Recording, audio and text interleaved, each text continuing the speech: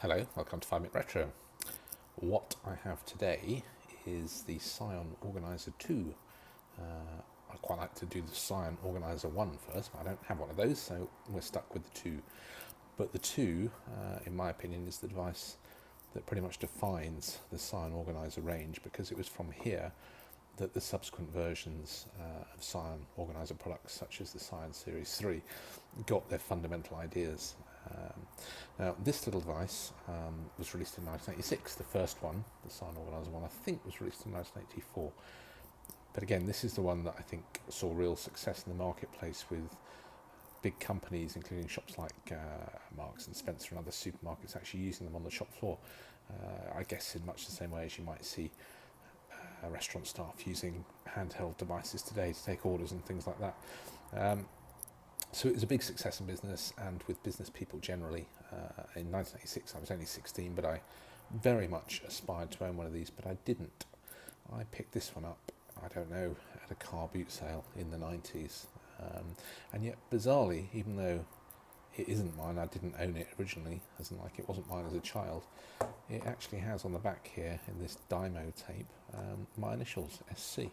I don't know if I added that when I bought it, but surely in the 1990s when I was in my 20s I'd have been too old to be playing with Dyno Tape, but who knows. Anyway, so the Psion Organiser 2, if you don't know anything about it, it looks like a pretty chunky device and practically unusable, but if you pull it down you'll see that this case comes down and you've got this keyboard, which is a 6x6 keyboard with a full A to Z keyboard. I was going to say QWERTY, but obviously it isn't QWERTY.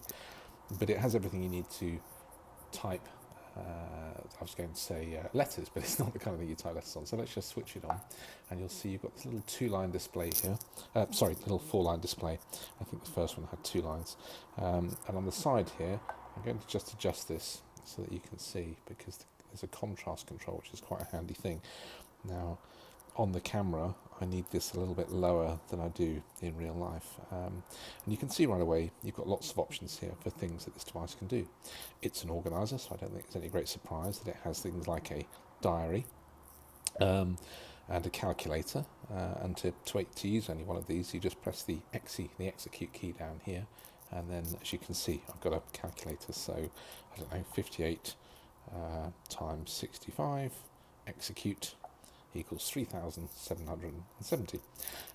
So yeah, no great surprises there. You press the on button up here to go back to the main menu and continue scrolling through using these little cursor keys here.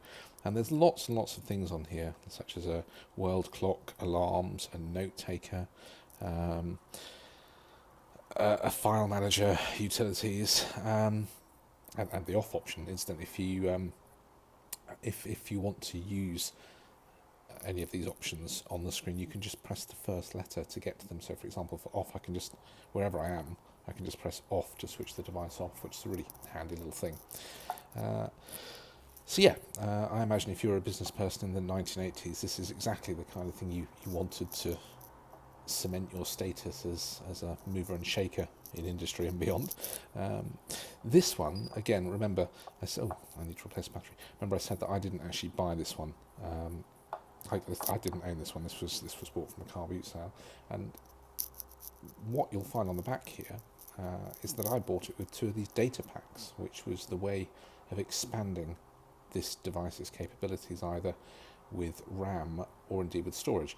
I haven't really explored either of these too much, and I really should, but this particular device has been in a box of retro gadgets for years, and I suspect after this video I'll spend a bit more time looking at what's actually on these cartridges, because for all I know it could be some fat banker's salary details, or I don't know, the Prime Minister's secret records. Who knows? I'll have a look. Who was the Prime Minister in the 80s? It was Margaret Thatcher, wasn't it? That should be interesting. The case itself can come all the way off, and down there you'll see another little flap, which is where the battery is held, a 9-volt PP3, which runs for weeks on this little thing. Okay, I think that's it for this 5-minute retro, because we're coming up to the 5-minute mark.